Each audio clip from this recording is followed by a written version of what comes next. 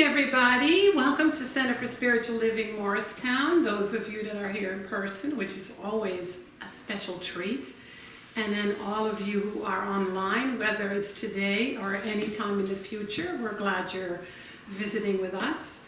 We are in beautiful Morris County, New Jersey, and in Brookside, New Jersey at the moment.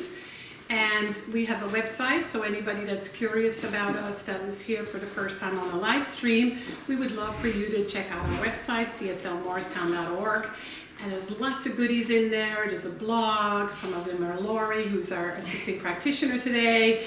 And there's all our events, which I'll tell you about in a moment. And so today we are diving deeper into the topic for the theme for February, which is divine discomfort. And it's in our beautiful new theme for the year, which is a grand rising. And today the topic is let's fall in love. And it's kind of a different falling in love, so you might be a little uncomfortable, which would be actually a really good thing. And we will start with our Namaste practice. So put your hands together, and Namaste is the Sanskrit for the divinity in me blesses the divinity in you. So you get to not just give, you also get to receive. So just turn to somebody and say Namaste. Namaste. Namaste. Namaste. Namaste. Namaste. So let's treat our word for affirmative prayer. I invite you to close your eyes and to just turn from the outer world to the inner world where it's so easy to get distracted. And just take a breath so that you can anchor yourself in your physical body, knowing that this is the body of spirit, that each of us are an incarnation of the One. What? We are the life divine. We are life made known. We are life expressing itself in beautiful ways. We are life witnessing life expressing itself in beautiful ways. And so right here and right now, we open our minds and our hearts to the experience at hand, trusting and knowing that we always have everything we need. That we always are infused with divine love in such a way that we can literally overcome anything and everything. That doesn't mean it goes away, whatever it is that we want to go away. It just means that we look at it through the eyes of love, and that's the invitation today. So we celebrate all of us being together, whether it's online or in person. We celebrate ourselves and each other. We celebrate our beautiful community, Center for Spiritual Living Morristown, and we celebrate this moment, this breath, this day, and this experience called life. And so it is. And so it is. So before we dive in, I just want to let you know that there is no yoga tonight. Hannah is away, so we're skipping one night, and then we have yoga again 2 weeks from today. It's really a wonderful experience. It's not your traditional yoga. You might fall asleep because it's restorative yoga, so it's very relaxing, and anyone can participate. I also would like you to remember that a new class started on Monday online with Susan Neat, and it was a wonderful class. Let me see if there's anybody here who was in that class. I don't think so, but there's still room. She's opening it up during the 6 weeks, so anybody can join any Monday night from 6:30 to 8:30 online. You just need to register on the Breeze link, which is on the flyer, or just let me know or let Susan know. We would love to have you join. And then we have Discovery class next week. Discovery class is for anyone that's not clear about what it means to be a member here, which seems to happen at times, or somebody that's curious and interested in membership at Center for Spiritual Living Morristown, which is really about your own spiritual evolution. And so that's going to happen from 12:30 to 3. It really helps me if people RSVP. Flyers are over here and also on our website. And then a week from this coming Thursday, we're having a potluck here, which is what wanted to happen when we had our community meeting. And if anybody has questions, Jean is happy to answer them. We're going to be in here. It's going to be a potluck dinner. You're all invited.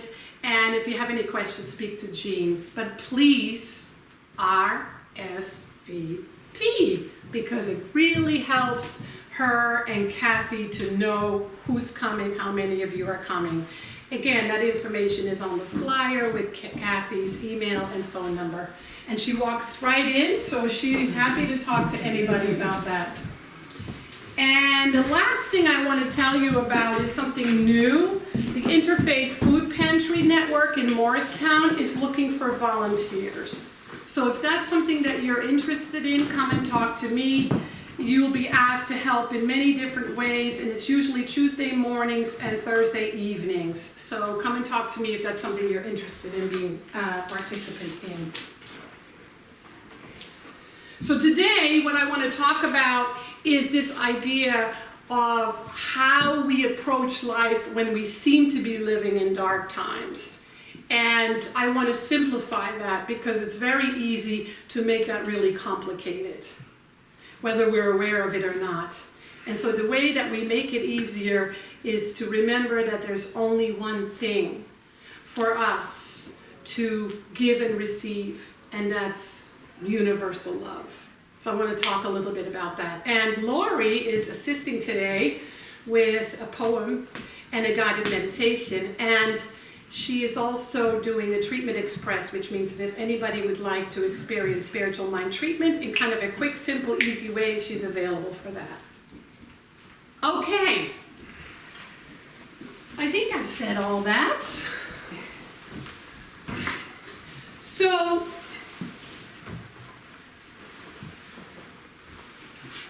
if you look back at history, anybody here, a historian, likes to look back at history of the world, history of our country, we all know that there have been times in history that have been extremely dark, right? It seems that we are in such a dark time now, historically, as a history. I think 100 years from now, we'll look back when we're not here, those of us who are our offspring, will look back and say, wow, that was an interesting time. It was just this big shift in consciousness that happened. And I think those things sometimes need to happen in order for evolution to move into a direction that is for the good of all. But if you think about it, right now we live in a really dark time when we think about climate change. I mean, I don't know if any of you watched the news about what's happening just in California these last few weeks, right? And then war. We're at war. Let's just be honest about it. We're at war. There's wars everywhere. There's war all the time. Some are worse, some are not as bad. They're everywhere. Just turn on the news, right? We don't even have to be specific. Then there is great unrest in this land. Just great unrest. We are, even some of us who are sensitive to it, feel it all the time. And then there's mass migration, mostly to this country. Why? Because this country seems to be the healthiest and the most abundant, and people want to live. They want to live safely. They want to work. They want to provide for their families. They want a home. And then there's racism and any all isms that have to do with discrimination. I mean, it's just amazing to me that we still live in a world where people are hated because of the color of their skin or because of their religion. It just boggles my mind. And so here we are in the month of February, in the middle of winter, which is also a dark time when it comes to seasons, right? And I started looking a little bit at the meaning of that, because to me everything has meaning, and I love to look underneath the apparent meaning or the surface meaning. And the word February was to honor the god Februr, Bruce, the god for Bruce, the Roman god for Bruce. And the month February comes from the Roman festival Februa. And that stood for purification and cleansing. So isn't it interesting that the theme for the month is divine discomfort, and we're talking about dark times, and we're noticing that there is an opportunity for purification. Many people on the planet are looking to somebody else to do that, whether it's a person or a group, whether that's personal or collective, right? But we know in our teaching, as within, so without. And so it's a leap year, so lucky people who are born on February 29th. Anyone here born on February 29th? No, they get to have a birthday, right? And so here we are in Black History Month, which to me is kind of interesting too, because I wasn't born and raised in this country, but the Dutch did plenty of damage when it comes to slavery. But Black History Month only became Black History Month in 1976, which is really interesting because it's 111 years after the abolishment of slavery, because back then it was a Black History Day. So now it's Black History Month. I hope there's going to be a Black History Year, right? So that it's really part of our everyday life. So President Lincoln, 111 years ago, signed that treaty. And we're still living at a time where people of color don't feel safe in the world. And we are responsible for that. I see mostly white faces in this room. And so we are a part of that, not responsible in the sense that we need to feel shame, but responsible in the sense that we have to participate in ending it. We don't wait for people of color to end it, we're the ones, right?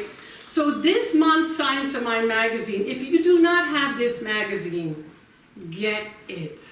And let it be a keeper, because the author, Reverend Andrietta Earl, is brilliant every single day, and I'm uncomfortable as hell reading her every single page, because it confronts me with my own bias. We all have them, let's get honest. Whether it's any ism, right? And so she starts off on the first page with a beautiful statue that was a representation of her. And it's a quote by Brian Stevenson, who says, "We haven't created many spaces in America that motivate people to say never again to the racial violence and bigotry that so dominates our history." And today is a quote that really would make all of us uncomfortable when we really sit with it.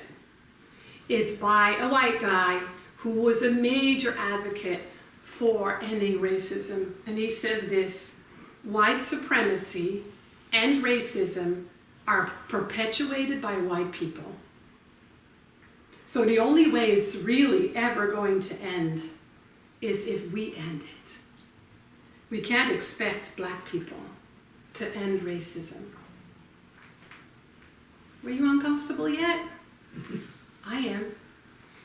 Divine discomfort is what helps us move through what we are uncomfortable about and allows us to move into the experience of being a healing presence.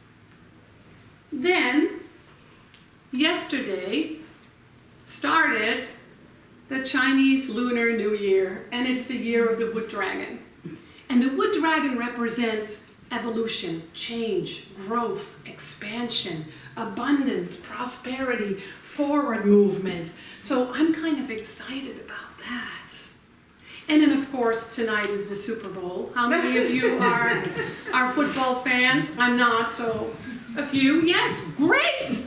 I heard Adam Carolla say on Christian Amanpour that it's like how did he say it? I forgot how he said it. He said something to the fact that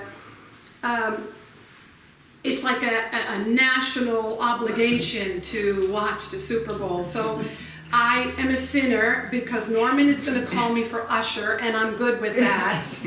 But I might watch the Puppy Bowl because I love the Puppy Bowl. Remember Carol Parker introduced us to that, or at least me. And then there's Valentine's Day this week. So it's a loaded something that's happening right here with the opposite spectrum of all that is good and all that is the absence of good. And all of that is there for us so that we can see with greater clarity, we can dissolve any confusion, and we can stand in a place of truth and be of service in that. That's our responsibility for those of us who are on a spiritual path. And so, some people hate Valentine's Day. I'm always curious why. Some people love it, and then there's everything in between, right? How many of you love Valentine's Day? Yeah. How many of you are like, and how many are in between? Right? See? All over the place, right? I need a Valentine. You need a okay, you're going to find out who your Valentine is today. Listen up. Listen up. Because in the Science of Mind teaching, we teach that love is all there is. Then why do we keep looking for love out there? For that perfect Valentine, right? We teach that we are instruments of divine love. That divine love flows through us, and divine love is a love that you cannot even imagine. That's how powerful, beautiful, magnificent it is. And we say love is the glue that holds the universe together. That's the love in us. It's the one healing power in the universe that we know as metaphysicians, as students of this teaching, as people on a spiritual path. So, I want to clear up some confusion around that because I see a lot of confusion around love, especially when it comes to Valentine's Day. I mean, I'm always really kind of boggled when people are depressed on Valentine's Day, right? Because that's just a symptom of confusion about what love is. Love isn't a noun.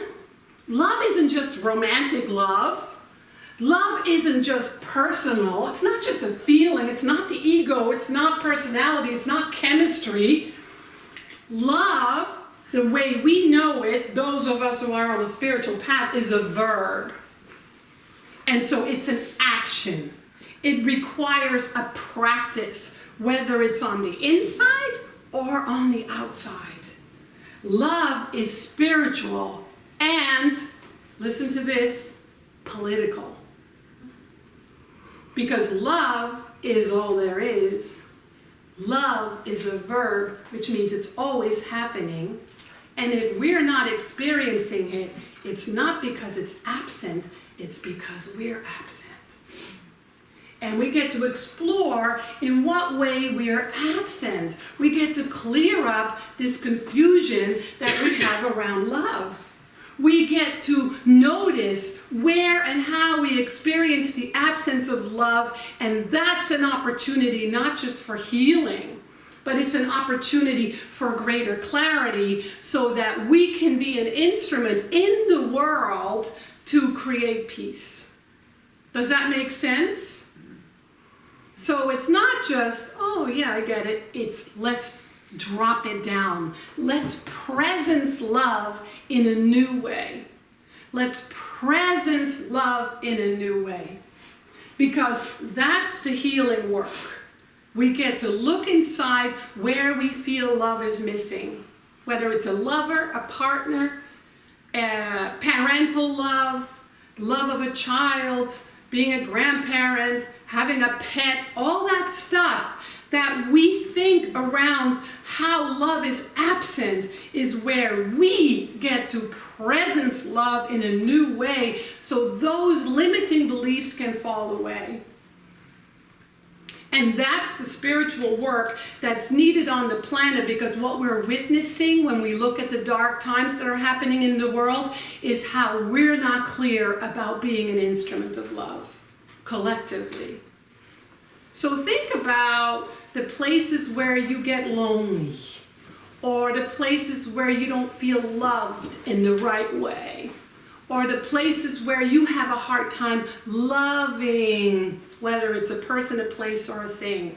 Those are our responsibility to do some healing work, to create some space. And I'll talk a little bit later what that looks like.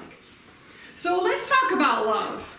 Let's fall in love, not fall in the chocolate, cheap Hershey chocolate kind of love that's not even chocolate. Let's not fall into flowers that are overpriced. Let's not fall into the perfect right card. Let's fall into love as an activity of the universe by means of you and I, because we are instruments for the universe to love the world around us, to love others. That's our only job, is just to love. That's it, to love ourselves and to love each other unconditionally. I used to say unconditional love is not possible by human beings, but I was a cynic and I hated Valentine's Day.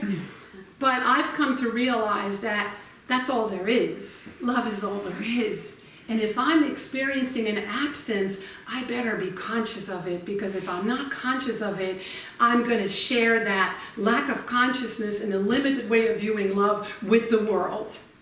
And then look, war, division, dark times, racism, addiction, mental health issues. We are collectively all a part of that. And so when you fall, you're just stumbling. Anybody here ever stumbled when it comes to love? Yeah, I still have the bruises to prove it. Right? And why do we stumble? We don't stumble because somebody else is sticking their leg out and you're tripping over it. We stumble because we stumble over our lack of inability to love ourselves and to open to the divinity of love that is ever available. And so we don't stop when we stumble. If you stumble, you don't stay laying on the floor waiting for somebody to come pick you up, although some of you might do that. But we get up and we keep moving and we say, oh, that was interesting, I wasn't present. Or I didn't see the step in front of me, right? We keep getting up and learning from the experience. And so this is an opportunity this week to really reflect on our experience of love as an action. Love as our fuel. Love as the divine energy within us. That energy that beats your heart and breathes your lungs and provides you with life. And so if it's difficult, take a class, talk to a practitioner, release what's in the way. For some of you, it's very easy. You just notice like, oh, I just stumbled. Oh, I forgot that I'm divine love. Okay, let me let that go. As we practice, as we study, it actually does become quicker and easier and less time in between the stumbles and less often. I am sure that some of you already notice. You've experienced it because that's why you have a spiritual life. And so the idea is, how can I presence love today? Do I have a need inside me that I'm looking to fulfill? Do I need something from somebody in my life that I'm not getting? Am I love-starved? Am I love-hungry? I think most people that struggle are, because that's the message. Please love me. Please love me. Please give me some love. And so the absence of love in our teaching, we say, is what? Separation. Sense of separation from God, yes. What else? How does it show up? Fear. shows up by means of fear. And fear and hate are the same. Right? If we explore psychology, what is said is there are two basic emotions, love and fear, and everything else can be traced back to that. And what we say in our teaching is that fear is just the absence of love. So we can directly go to love. But we forget. And then we make others responsible for our forgetfulness. And so the idea is for us to free ourselves of the noun love and to embrace the verb love, not just on Valentine's Day, not just in relationships, intimate relationships, family relationships, not just from moment to moment, but more and more and more and more each day. So, there is only one love. There's only one love. And if you're hungry for love, or you want to meet someone that's a special person, or you want to deepen your relationships, or enrich your relationships, that's the place to go. To that one universal love, capital O, capital L, one love within you. And notice where you say, I can't, I won't, I don't know how, I'm not worthy, I don't believe. All those things we get to excavate, heal, and release. Because everybody in our world is a teacher of love. Even the ones we say, hell no, not that person. Oh yes, they are. And so what we get to do if we live a spiritual life, if that's important to us, because it's not important to everybody. I was talking to somebody recently, it was in my jail meditation. The person said, I don't believe in any of this stuff. I believe in this reality, this physical reality. I'm like, okay, right? So we have to explore what it is that we believe, but the idea is that your most intimate relationship is with your divine nature.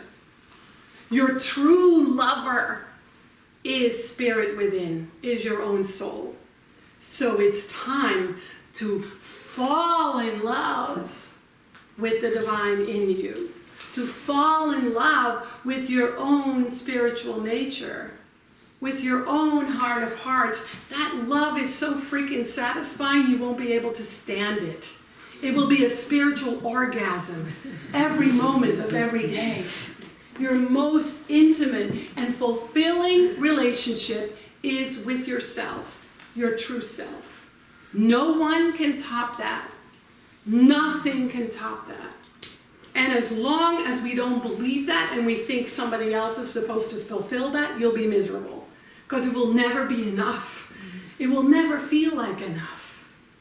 And so we get to look within and we get to find that love that is already within us. So what's a really great tool to do is to think about the complaints that you have in your intimate relationships. What are some of your biggest complaints that you've had over the years that you're willing to say out loud? Communication. Communication. Loyalty. He's not listening. Norman. Not listening. You're not listening. You don't hear me. Loyalty. Loyalty. He didn't save me. He was supposed to save He didn't me. save me. He's supposed to be a prince on the horse, on the white horse. Yes, good one. Trust. Trust. Honesty. Honesty. All those things are more about our own inner experience than outer. It just shows up in the outer experience so that we can heal it and be free of it. Because as long as we believe it, it's going to show up. As long as I believe that I can't trust someone or they're not hearing me, they're not going to be trustworthy. They can't hear me because it's a belief that I carry and people just mirror back that belief, right? So there's this beautiful poem by David White called Self-Portrait. And see if you recognize a part of it or what it invokes in you. It doesn't interest me if there's one God or many gods. I want to know if you belong or feel abandoned. If you know despair or can see it in others, I want to know if you are prepared to live in the world with its harsh need to change you. If you can look back with firm eyes, saying, "This is where I stand." I want to know if you know how to melt into that fierce heat of living, falling toward the center of your longing. I want to know if you're willing to live day by day with the consequence of love and the bitter, unwanted passion of your sure defeat. I have been told, in that fierce embrace, even the gods speak of God. Speak of God about love. Speak about love, the love of God already in you, to yourself. Let's remind ourselves this week with Valentine's Day. And yes, you can celebrate as much as you want to. But remember that it's a spiritual love. It's a political love. It's something that we get to bring to the world, so each of us are a participant in creating a world that works for everyone. It's an opportunity for us to be a healing presence. So if you think of someone that's hard to love, political person maybe, start to love them. Because if you hate them, you're a part of the problem. You don't have to love what they're doing. You just have to love their spirit, their soul, their heart of hearts that maybe you never see or get to see. This is really important because if we want to be a healing presence in the world, we have to heal our own fears, our own hate, our own disgust, our own resentment, our own empty, lonely hearts. And I know it's not always easy, but I definitely know it's possible because I've witnessed it over and over and over again. I had a bit of an argument with somebody on Facebook. It's an interesting place to have an argument. I quickly gave up. But it was about that. It was about not having to like what somebody is doing, but to be able to have compassion and love them regardless, because they too are instruments of divine love, even though it doesn't look that way to us.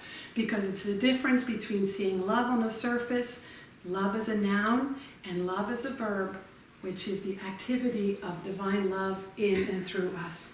So don't stop on Wednesday when you're throwing up chocolate or unhappy because you didn't get the love that you hoped you had, or at a special day. Continue to remember that you have a deep relationship with Spirit itself, and it is so juicy. It can heal anything in anyone. And we get to truly not just believe that, but live it. And so let's have some music. And then Lori is going to bless us with her practice. Wasn't she great last week? Yeah. She's so good. I wasn't so inspired.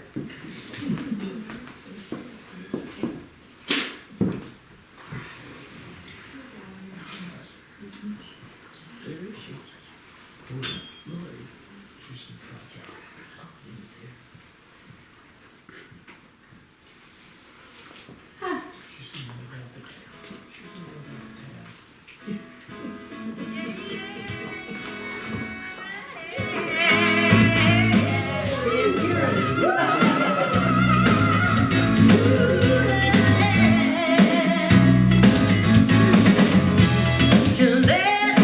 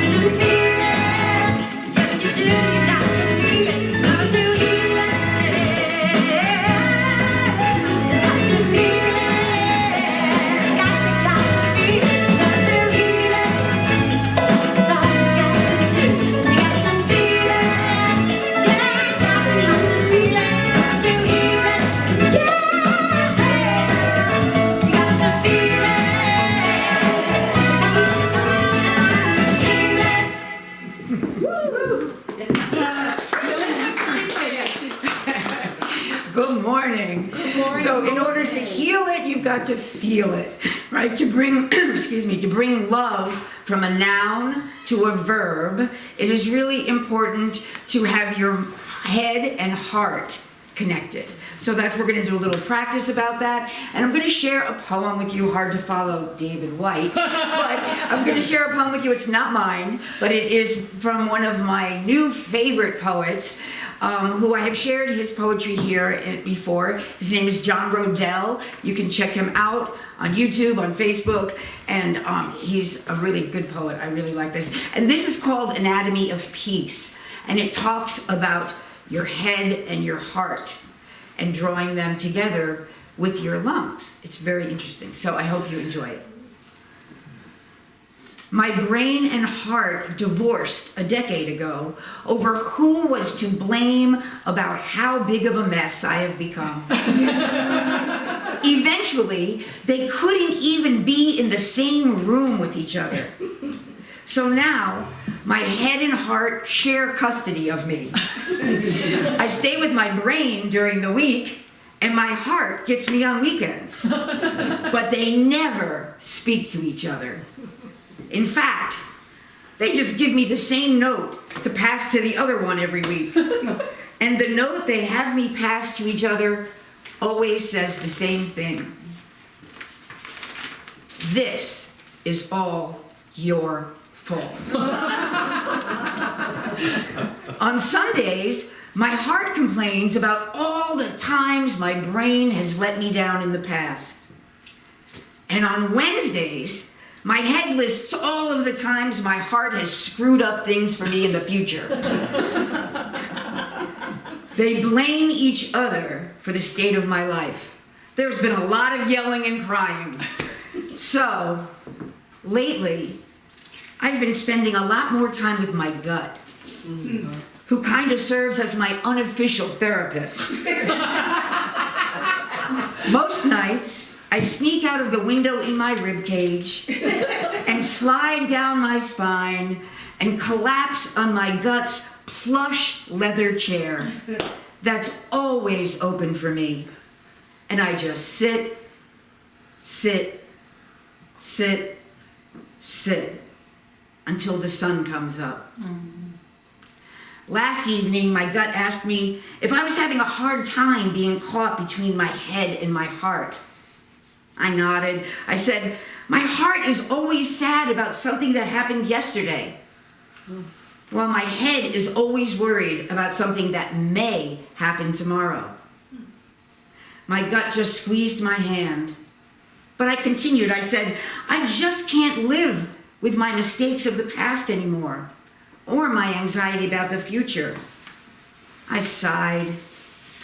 My gut just smiled at me and said, in that case, I think you should go live with your lungs for a while. I was confused. The look on my face gave it away. My gut said, if you are exhausted about your heart's obsession with the fixed past and your mind's focus on the uncertain future, your lungs are the perfect place for you. There is no yesterday in your lungs. There is no tomorrow there either. There is only now. There is only inhale. There is only exhale. There is only this moment. There is only breath. And in that breath, you can rest for a while your heart and head work out their relationship. This morning, while my brain was busy reading tea leaves, and while my heart was staring at old photographs, I packed a little bag and walked to the doors of my lungs. And before I could even knock, she opened the door, and with a smile and a gust of air that embraced me, she said, what took you so long? Oh, my God. Brilliant. John Rodell, guys. Wow. Fabulous poet. So that is so perfect for the message of today and how we can presence love. Because if we cannot connect our head and our heart, how can we really presence love? How can we be the verb of love and be love in action if we're stuck in our minds and our thoughts and we're not present in that heart of love, that eternal divine love that is our true nature and the true source of all life? And so we're going to do a little practice. It's going to be a little practice to use our lungs, to use our breath, to better come from our heads into our hearts so that we can better be that presence of love. So I invite you to close your eyes. And just take one deep breath. And exhale, acknowledging this moment and this presence.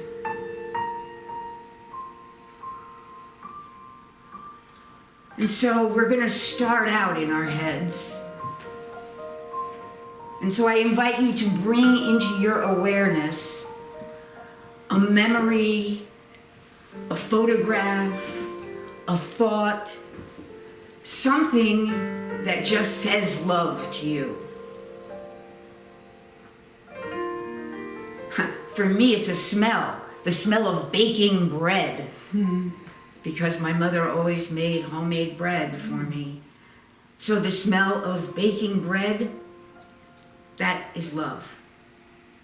So get an idea in your head, in your thoughts, and flush it out, like we talked about last week. Really bring detail to that thought. Remember everything about it.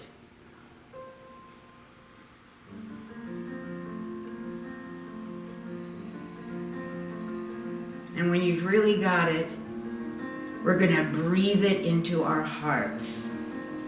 So using a 5-5 breath, we're going to inhale slowly to the count of 5 and exhale slowly to the count of 5. And we are going to bring that thought of love into our hearts and into a feeling of love, into that deep feeling.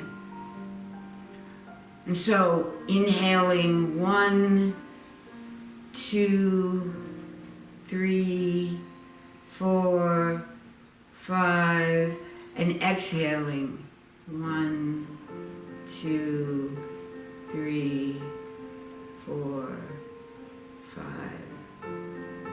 Just do it a few times, counting to yourself.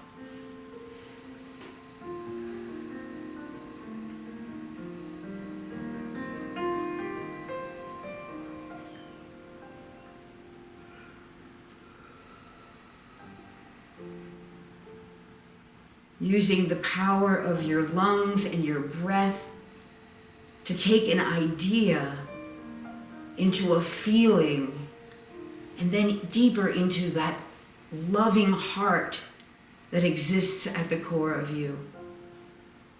Breathing in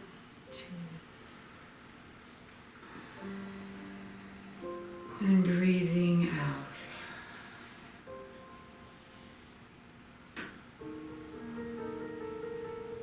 So on your next inhale, I want you to expand that feeling of love in your heart from the idea, the memory, whatever it was you were using, to a more divine, eternal love, to that big love that Reverend Frankie was talking about, to that love that is always present within us, just wishing to be expressed as us. Breathing in and breathing out.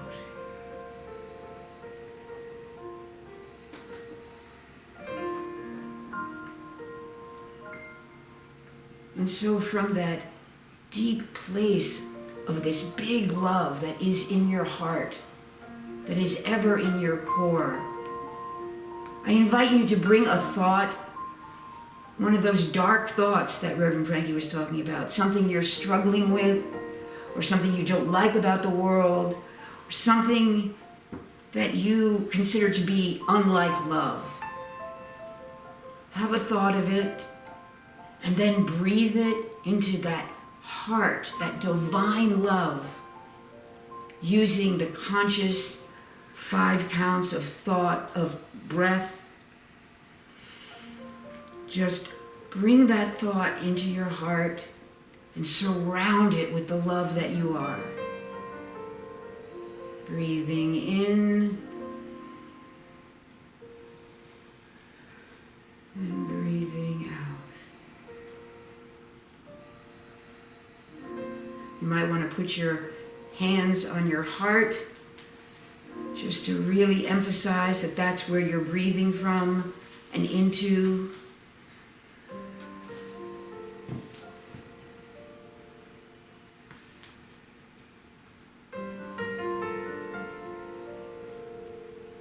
Like Reverend Frankie said, love is all there is.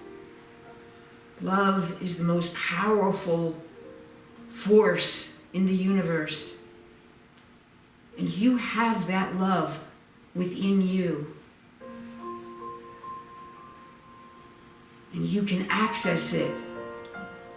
The conscious use of your breath and your attention whenever you choose.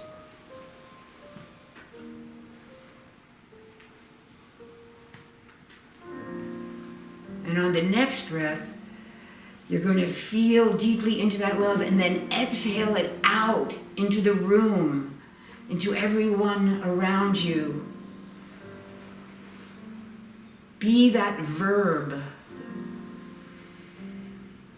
Breathe into the center of your love and exhale it out into the world.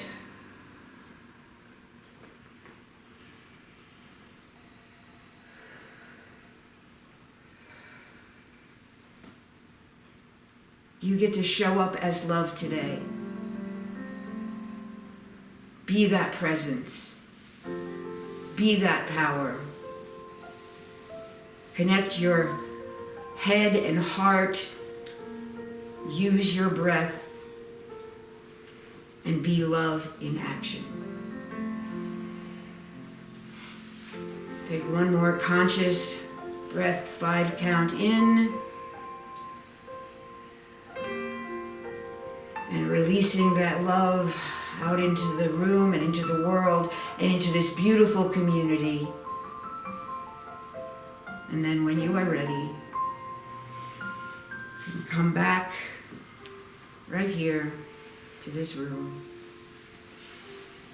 with a fuller heart, more willing and able to be the presence of love and be the love in action that is how we define ourselves here in Morristown. Love in action. And so as love in action, it is now time for our conscious giving. So I invite you to give from a place of a full heart, from being the presence of love. You can just take an envelope, you can pass it, you can go text to give. There's a Venmo code up here. You can go on our website and click the donate button, which is what I do. However you give from a heart of abundance, give from a heart of love, give from that place of joyful gratitude for this community that helps fulfill and support you and uplift your spirit. And so I invite you to join me in this affirmation of conscious giving.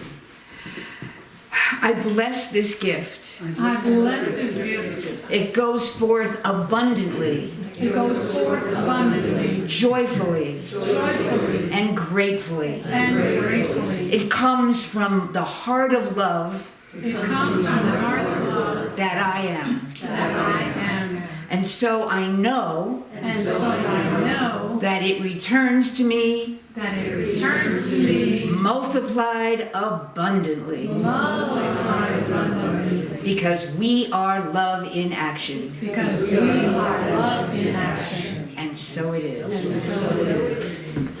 So another way that you can be love in action is through our love box. This is something that we talked about at our community meeting, something that we're trying to implement here. And what it is about is trying to keep people who are not here, who are not able to come, more connected with the community. It is also about connecting with one another. So there's two things you can do.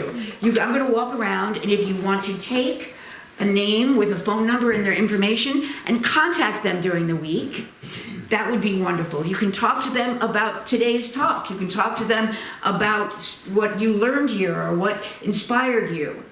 That is, we're really hoping to build a greater sense of community. You can also, there's blank pieces, and if you would like to connect with someone during the week, you would like someone to call you, you can add your name and phone number, and it will be added to the box. So we're going to make this a weekly practice. So we're going to be love in action, and we are going to reach out, and from that place, from that heart of love, we are going to let the members that are not here know that we love them or connect with one another during the week. So I'm going to come around while the song plays, and I invite you to take a piece of paper and reach out to someone if you're willing. I mean, you don't have to, but if you are willing, and if you would like to be in the box, you can take a blank piece of paper and fill it out.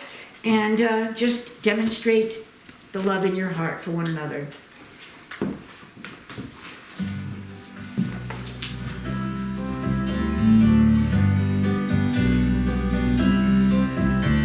When everything changes, I can change anything. Turning the pages, everything is new.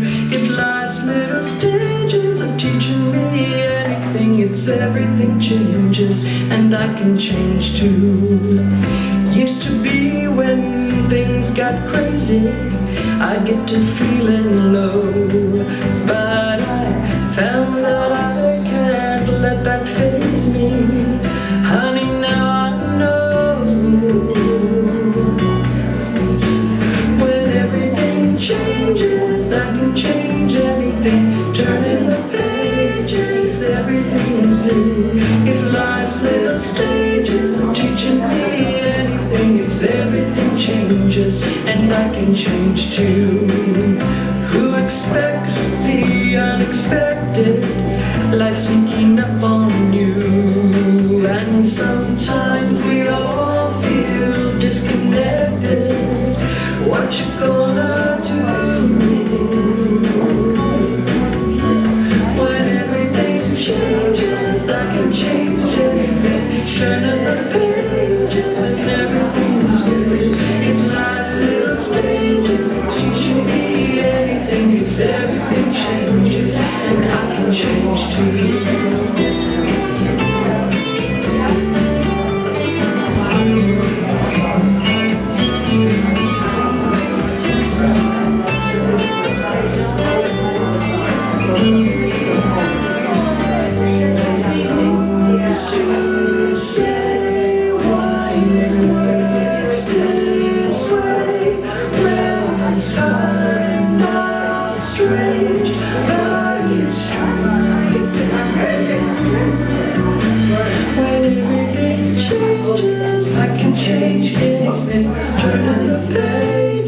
Everything's new.